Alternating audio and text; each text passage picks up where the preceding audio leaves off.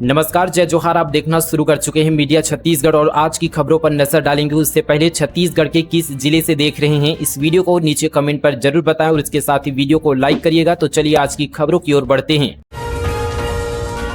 अगले 48 घंटे छत्तीसगढ़ पर भारी, रायपुर दुर्ग संभाग में होगी भारी बारिश। मौसम विभाग ने जारी किया रेड अलर्ट। छत्तीसगढ़ में मानसून एक बार फिर सक्रिय हो गया है। भारत मौसम विज्ञान विभाग ने राज्य में अगले 48 घंटे तक भारी से अति भारी बारिश की संभावना जताते हुए रेड, ऑरेंज और येलो अलर्ट जारी किया है। मौसम विभाग ने लोगों से सतर्क रहने और आवश्यक होने पर ही घरों से बाहर निकलने की सलाह दी है। मौसम विभाग के अनुसार रायपुर, दुर्ग, बलौदाबाजार, राजनांदगांव, बेमेतरा, महासमुंद, बालोद, धमतरी, गरियाबंद, सारंगढ़, बिलाईगढ़ जिले में भारी से अति भारी वर्षा की आशंका को देखते हुए रेड अलर्ट जारी किया है। इसके साथ ही कबीरधाम, खैरागढ़, चुईखादान, गंडई, मोहला, मानपुर, अंबागढ़ चौकी, कांकेर, नारायणपुर, कोंडागांव, बस्तर और दंतेवाड़ा जिलों के लिए ऑरेंज अलर्ट जारी किया गया है। इसके अलावा सुकमा, बीजापुर और जसपुर समेत कई जिलों में येलो अलर्ट जारी किया गया है। यहां मध्यम से भारी बारिश होने की संभावना जताई है। पंडवानी गायिका तीजनबाई पंचतत्व में विलीन, राजकीय सम्मान के साथ अंतिम संस्कार। छत्तीसगढ़ की लोक कला और पंडवानी गायन को वैश्विक पहचान दिलाने वाली पद्म विभूषण पंडवानी गायिका तीजनबाई का निधन हो गया है। वे 70 वर्ष की थी। उन्होंने शनिवार रात 3:15 पर रायपुर एम्स में अंतिम सांस ली। भारतीय लोक कला में उनके अतुल्य योगदान के लिए उन्हें पद्मश्री, पद्म भूषण और देश के दूसरे सर्वोच्च नागरिक सम्मान पद्म विभूषण से सम्मानित किया गया था। रविवार सुबह 11 बजे तीजनबाई के पार्थिव शरीर को उनके पैतृक गांव गनियारी लाया गया, जहां राजकीय सम्मान के साथ उनका अंतिम संस्कार किया गया। उनके निधन से छत्तीसगढ़ ही नहीं बल्कि पूरे देश की लोक कला जगत में शोक की लहर है। वहीं मीडिया छत्तीसगढ़ परिवार की तरफ से भावभीनी श्रद्धांजलि। महासमुंद में उफनते नाले में फंसे 14 मजदूर, 10 पुरुष और 4 महिलाओं का सैनिकों ने किया सफल रेस्क्यू। महासमुंद जिले में देर रात जारी मूसलाधार बारिश का असर अब जनजीवन पर दिखाई देने लगा है। खल्लारी थाना क्षेत्र के ग्राम जोगीडीपा में बगनाई नाला उफान पर आने से पुल निर्माण कार्य में लगे 14 मजदूर चारों ओर से पानी में घिर गए। जलस्तर अचानक बढ़ने से मजदूरों का बाहरी संपर्क पूरी तरह से टूट गया और वे घंटों तक खेत में बनी अस्थायी झोपड़ी में फंसे रहे। सूचना मिलने पर नगर सेना की रेस्क्यू टीम ने मौके पर पहुंचकर सभी मजदूरों को सुरक्षित बाहर निकाला। समय पर किए गए इस अभियान से बड़ा हादसा टल गया। युवाओं में बढ़ रहे हार्ट अटैक का बड़ा कारण लाइफस्टाइल। एक्सपर्ट बोले अपनाएं 8+8+8 फार्मूला, एआई नहीं लेगा डॉक्टरों की जगह। राजधानी रायपुर अब हृदय रोग के इलाज में देश के बड़े महानगरों की बराबरी कर रही है। आने वाले 10 सालों में कार्डियोलॉजी के क्षेत्र में बड़े बदलाव आएंगे। भविष्य में अधिक आरामदायक दवाएं आने की संभावना है, जो कि यहाँ पर धमनियों के ब्लॉकेज को खोल देगी, जिससे सर्जरी की आवश्यकता कम हो जाएगी। इसके अलावा ओपन हार्ट सर्जरी की जगह कैथेटर आधारित इलाज बढ़ेगा और एआई डॉक्टरों के विकल्प के रूप में नहीं बल्कि उनके सहायक के रूप में काम करेगा। युवाओं में बढ़ते हार्ट अटैक के पीछे धूम्रपान, हाई ब्लड प्रेशर और पारिवारिक इतिहास के साथ साथ वायु प्रदूषण, मिलावटी भोजन और खराब नींद भी बड़े कारण हैं। बीमारी रोकने के लिए स्कूलों में हेल्थ एजुकेशन शुरू होनी चाहिए। साथ ही स्वस्थ जीवन के लिए 8+8+8 का फॉर्मूला अपनाना चाहिए, यानी 8 घंटे काम, 8 घंटे नींद और स्वास्थ्य और 8 घंटे परिवार को देना चाहिए। यह कहना है रायपुर यहाँ पर पद्मश्री, पद्म भूषण और मुंबई के जसलोक अस्पताल के cardiology director doctor Ashwani Balchand Mehta और अमेरिका के वेस्ट वर्जीनिया यूनिवर्सिटी के cardiology professor doctor Ramesh Daggubati का। किसानों के लिए राहत भरी खबर। केंद्र सरकार ने राज्य को दी 46,500 मीट्रिक टन ज्यादा डीएपी। छत्तीसगढ़ के किसानों के लिए राहत भरी खबर है। मुख्यमंत्री विष्णुदेव साय ने केंद्रीय रसायन एवं उर्वरक मंत्री जगत प्रकाश नड्डा का आभार जताया है। छत्तीसगढ़ को 46,500 मीट्रिक टन अतिरिक्त डीएपी आवंटित किए जाने पर उनका हार्दिक आभार व्यक्त किया है। मुख्यमंत्री ने कहा कि प्रधानमंत्री नरेंद्र मोदी के मार्गदर्शन एवं केंद्रीय मंत्री जेपी नड्डा के विशेष सहयोग से लिया गया यह निर्णय प्रदेश के किसानों के लिए अत्यंत महत्वपूर्ण है। नकटी गांव विवाद पर हाउसिंग बोर्ड का बड़ा खुलासा। अध्यक्ष अनुराग सिंह ने कहा, विधायक कॉलोनी का कोई प्रस्ताव नहीं। रायपुर के नकटी गांव में अतिक्रमण हटाने की कार्यवाही के बाद मामले में नया मोड़ आ गया है। मामले को लेकर छत्तीसगढ़ हाउसिंग बोर्ड ने अपनी स्थिति स्पष्ट की है। बोर्ड के अध्यक्ष अनुराग सिंह ने कहा कि नकटी में विधायक कॉलोनी बनाने का कोई प्रस्ताव नहीं है और जिस भूमि को लेकर विवाद चल रहा है वह हाउसिंग बोर्ड की नहीं बल्कि राजस्व विभाग की है। उन्होंने बताया कि संबंधित भूमि शासकीय रिकॉर्ड में राजस्व विभाग के अधीन दर्ज है। उनके अनुसार वर्ष 2022 से लेकर 2024 के बीच इस जमीन पर बड़े पैमाने पर अवैध कब्जे किए गए। उन्होंने दावा किया कि उच्च न्यायालय भी इस भूमि को सरकारी जमीन मान चुका है और कई स्थानों पर बड़े क्षेत्रफल में अतिक्रमण पाया गया है।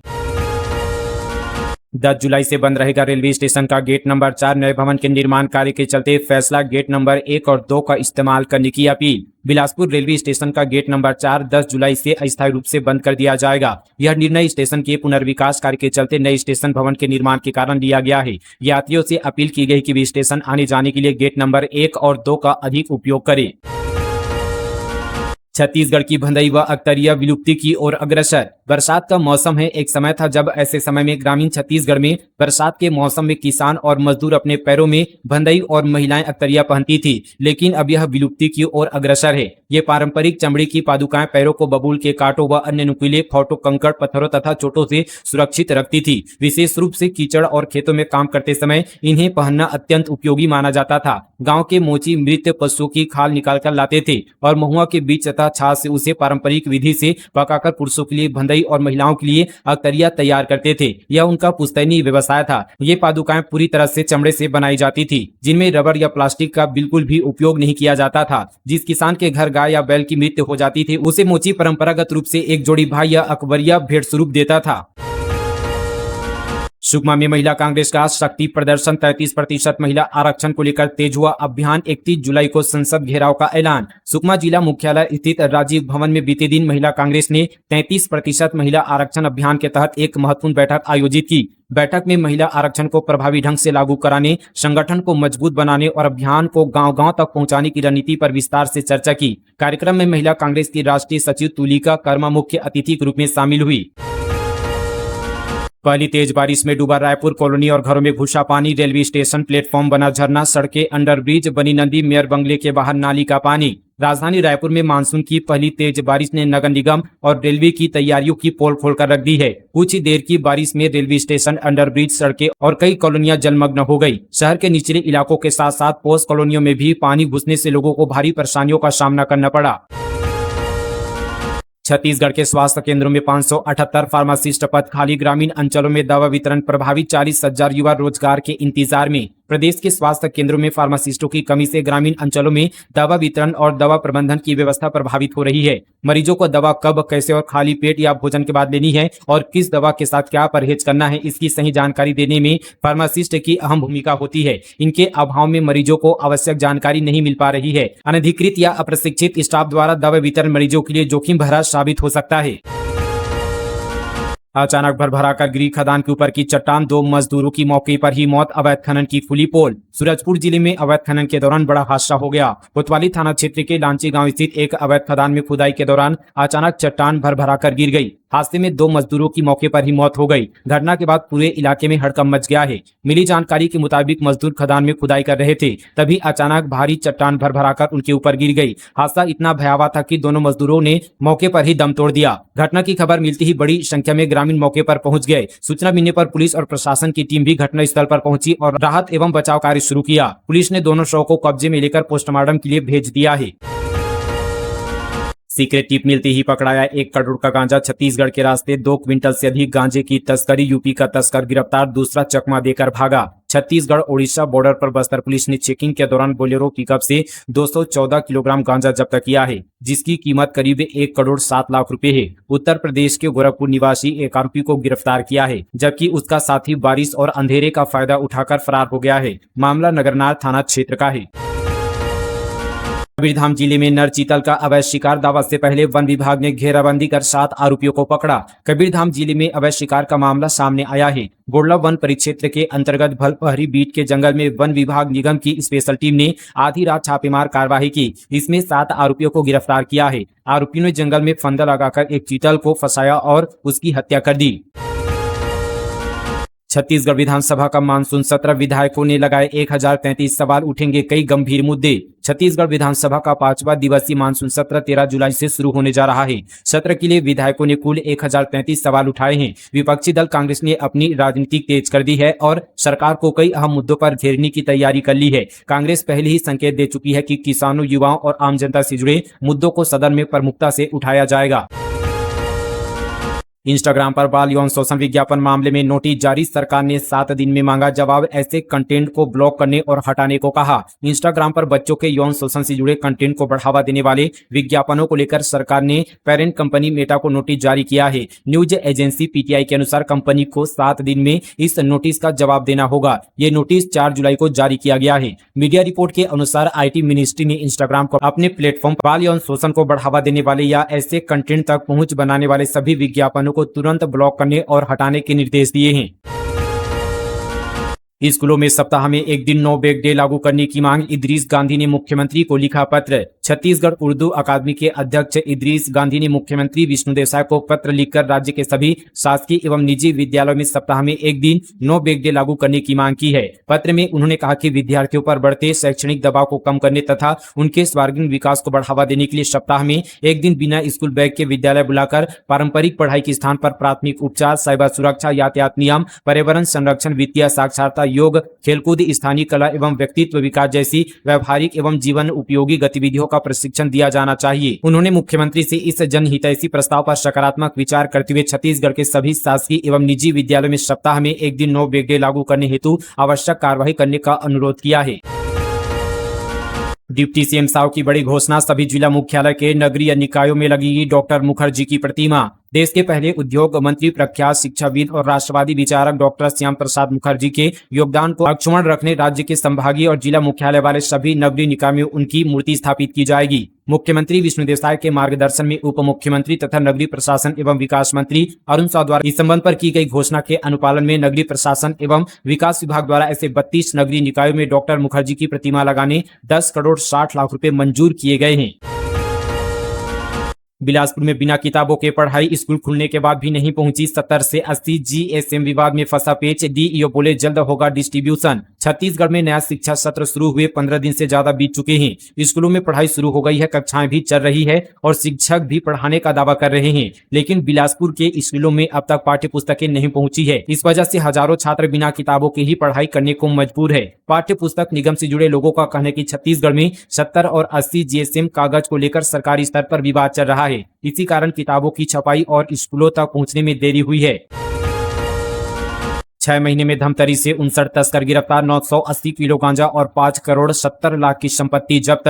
तस्करों के खिलाफ चलाए जा रहे अभियान में पुलिस को बड़ी सफलता मिली है। पुलिस तस्करों के धरपकड़ आंकड़े जारी किए हैं। आंकड़ों के मुताबिक साल 2026 के पहले 6 महीने में एनडीपीएस एक्ट के 29 प्रकरणों में 59 आरोपियों को गिरफ्तार किया है। इस दौरान करीब 980 किलोग्राम गांजा जब्त की गई है, जिसकी अनुमानित कीमत 5 करोड़ 10 लाख रुपए है। बालोद में बेखौफ गुंडों का कहर, घर में सो रहे ग्रामीण पर किया जानलेवा हमला, भिलाई से आरोपियों की गिरफ्तारी। साइबर सेल की मदद से देवरी थाना पुलिस ने युवक पर जानलेवा हमला करने के 6 आरोपियों को गिरफ्तार किया है। पकड़े गए युवकों ने ग्राम संबलपुर नहदा में देर रात घर में घुसकर एक ग्रामीण पर लाठी और डंडों से जानलेवा हमला किया था। आरोपियों को पुलिस ने महज 24 घंटे के भीतर भिलाई से गिरफ्तार कर लिया है। पकड़े गए आरोपियों में 5 भिलाई दुर्ग और एक स्थानीय क्षेत्र का रहने वाला है। रायपुर में देवकीनंदन ठाकुर की श्रीमद् भगवत कथा बिना तिलक एंट्री बैन, 8 से 14 जुलाई तक होंगे भजन, कथा और विशेष कार्यक्रम। राजधानी रायपुर के बूढ़ापारा स्थित इंडोर स्टेडियम में 8 से 14 जुलाई तक अंतर्राष्ट्रीय वैश्य फेडरेशन के तत्वाधान में प्रसिद्ध कथावाचक देवकीनंदन ठाकुर के श्रीमुख से श्रीमद् भगवत कथा का आयोजन होगा। कथा प्रतिदिन दोपहर 3:30 बजे से शुरू होगी। आयोजन का सबसे बड़ा खास आकर्षण नो तिलक नो एंट्री रहेगा। आयोजकों ने श्रद्धालुओं से कथा स्थल में प्रवेश से पहले तिलक लगाकर आने की अपील की है, ताकि सनातन संस्कृति और धार्मिक परंपराओं के प्रति जागरूकता का संदेश दिया जा सके। नौगई हत्याकांड सीबीआई टेकओवर के लिए राज्य ने केंद्र सरकार को भेजा प्रस्ताव। कोरिया जिले के दौरे पर पहुंचे छत्तीसगढ़ के डीजीपी अरुण देव गौतम ने नौगई हत्याकांड पर पुलिस जांच को लेकर बताया कि कोरिया पुलिस की अब तक की कार्यवाही सही दिशा पर है। इसके साथ ही उन्होंने बताया कि मामले में सीबीआई जांच का प्रस्ताव राज्य सरकार ने केंद्र सरकार को भेजा है। अगर सीबीआई इसे टेक ओवर कर लेती है तो बहुत अच्छा होगा। डीजीपी अरुण देव गौतम ने अपने प्रस्ताव के दौरान मीडिया से चर्चा के दौरान कहा कि कोरिया जिले की कानून व्यवस्था की स्थिति, आवश्यक सुविधाओं का आकलन करने पहुंचे हैं। जिले में पुलिस और अधोसंरचना को मजबूत करने के लिए लगातार कार्य किया जा रहा है। दीवार को भेदकर चोरों ने पार कर दी 25 से 30 बकरियां। अनोखी चोरी की जांच पर जुटी पुलिस। अब तक मकानों से रुपये, पैसे और जेवरात की चोरी की खबर आपने सुनी होगी, लेकिन कोरबा जिले के कटघोरा में दुस्साहसी चोरों ने मकान की दीवार को भेदकर अंदर रखी बकरियां पार कर दी। वह एक दो नहीं बल्कि 25 से 30 बकरियां। बकरियों के मालिक की रिपोर्ट पर अब कटघोरा पुलिस जांच पर जुटी है। 2 कमरों में चल रही 5 कक्षाएं, बारिश में भरा पानी। बेमेतरा के बैजी प्राथमिक स्कूल की बदहाल तस्वीरें। खतरे के बीच पढ़ रहे हैं 81 बच्चे। बेमेतरा जिले के ग्राम बैजी स्थित शासकीय प्राथमिक शाला बदहाल व्यवस्था से जूझ रहा है। पहली से 5वीं तक की 5 कक्षाएं महज 2 कमरों में संचालित हो रही है। करीब 81 छात्र छात्राओं को सीमित जगह में बैठाकर पढ़ाया जा रहा है। वहीं जर्जर भवन, टपकती छत, उखड़ता प्लास्टर और बारिश के बाद हुए जलभराव ने बच्चों की सुरक्षा को लेकर गंभीर सवाल खड़े कर दिए हैं। बारिश के बाद स्कूल परिसर पूरी तरह से पानी से भर गया है। ऐसे हालात में यहाँ पर बच्चों को स्कूल पहुंचने के लिए करीब 1 फीट पानी से होकर गुजरना पड़ रहा है। खेल मैदान भी तालाब में तब्दील हो गया है, जिससे बच्चों की पढ़ाई और अन्य गतिविधियां प्रभावित हो रही है।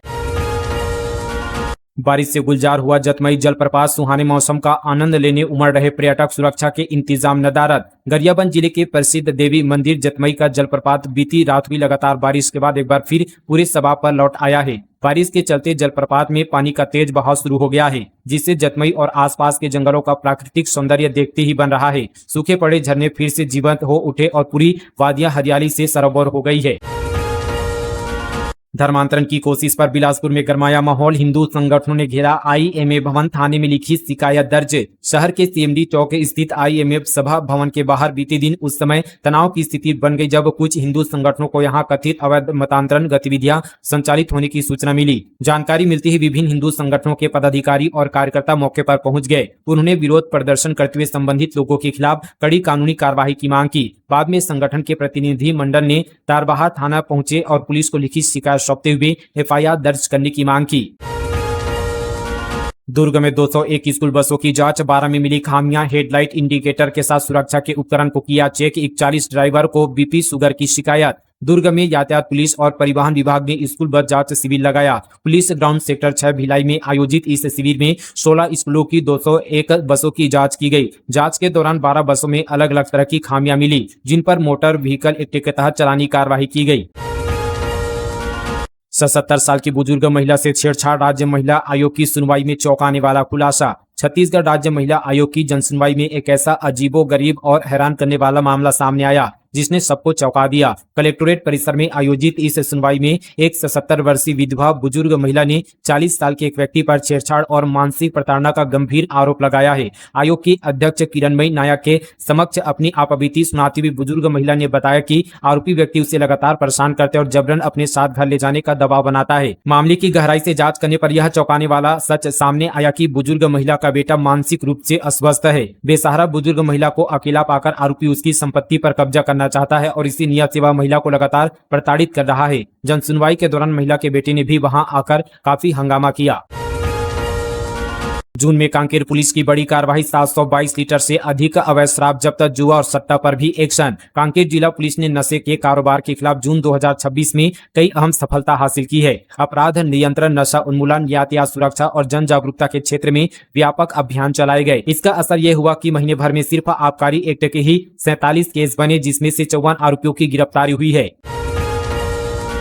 रायपुर का करोड़ों का स्मार्ट ट्रैफिक सिस्टम 6 महीने से ठप। 372 कैमरे बंद। भुगतान अटका तो जाम और सुरक्षा पर बढ़ा संकट। राजधानी रायपुर में करोड़ों रुपए की लागत से स्थापित इंटीग्रेटेड ट्रैफिक मैनेजमेंट सिस्टम पिछले 6 महीने से पूरी तरह से बंद पड़ा है। सिस्टम का संचालन करने वाली कंपनी लार्सन एंड टूर्बो का करीब 8 करोड़ रुपए का भुगतान लंबित होने के कारण मेंटेनेंस और संचालन का कार्य रुक गया है। इसका असर यहाँ पर शहर की ट्रैफिक व्यवस्था के साथ सुरक्षा तंत्र पर भी साफ दिखाई देने लगा है। हाल ही में कलेक्टोरेट चौक पर राज्यपाल के काफिले के दौरान स्मार्ट सिग्नल और मैनुअल ट्रैफिक कंट्रोल के बीच समन्वय नहीं बन सका, जिससे भारी जाम और अव्यवस्था की स्थिति उत्पन्न हो गई। अधिकारियों का मानना है कि भुगतान संबंधी समस्या जल्द दूर नहीं हुई तो कानून व्यवस्था की चुनौतियां और बढ़ सकती है। फिलहाल दोस्तों, ये थी छत्तीसगढ़ की तमाम बड़ी खबरें मीडिया छत्तीसगढ़ पर फटाफट अंदाज पर। दोस्तों, आप सभी को आज का न्यूज अगर पसंद आया तो वीडियो को लाइक करना बिल्कुल ना भूलें और आप सभी का अगर कोई भी सवाल है तो आप कमेंट पर जरूर पूछें, आप सभी को जवाब जरूर मिलेगा। मिलते हैं और खबरों के साथ, तब तक के लिए जय हिंद, जय छत्तीसगढ़, जय जोहार।